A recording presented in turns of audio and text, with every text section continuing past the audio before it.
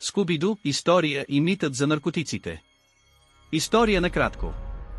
Скуби-Ду, къде си? Е американски анимационен сериал, създаден от Хана-Барбера и излъчен за първи път през 1969 година. Историята следва четирима тийнейджери, Фред, Дафни, Велма и Шаги, и техния говорещ немски дог Скуби-Ду, които разкриват свръхестествени мистерии. В края почти винаги се оказва, че чудовищата са хора с маски и корисни мотиви. Взимат ли Шаги и Скуби наркотици? Не. Категорично не. Това е широко разпространен интернет мит. Ето защо се е появил. Шаги говори странно, плаши се лесно и е вечно гладен. Скуби се държи комично и също има ненаситен апетит. Някои фенове погрешно тълкуват това като намек за наркотици. Официалното обяснение: те не употребяват никакви наркотици. Поведението им е чисто комедиен похват за деца. Шаги е вдъхновен от класическия страхлив комичен герой, Слакър Аркадай. Любовта им към храната е просто хумор. Създателите и студията многократно са отричали всякакви подобни внушения. Сериалът е предназначен за семейна аудитория и деца. Обобщение. Скуби-Ду е класически детективски анимационен сериал. Шаги и Скуби не взимат наркотици. Митът идва от интернет шеги и фенски интерпретации. Тъмни фен теории. Ето най-известните тъмни фен теории за Скуби-Ду дух.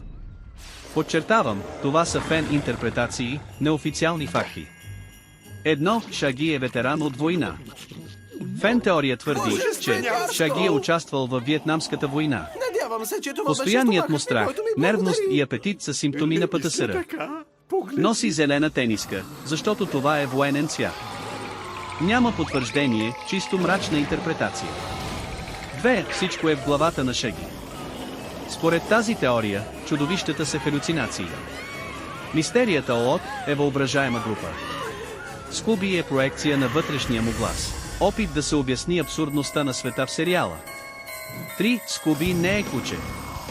Твърди се, че Скуби е демон наклонена черта мутант наклонена черта резултат от експеримент. За това говори, разбира хората и мисли логично.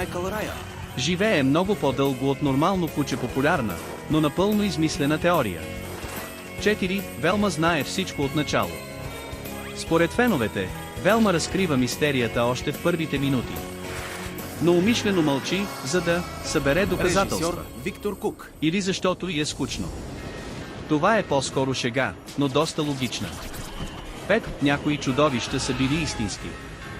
Фенове отбелязват, в по-късни серии има реални духове, вампири и демони, което противоречи на правилото, винаги е човек с маска. Според теорията светът на Скуби е смесен, и реален, и свръхестествен. 6. Мистерия ООД живеят извън закона.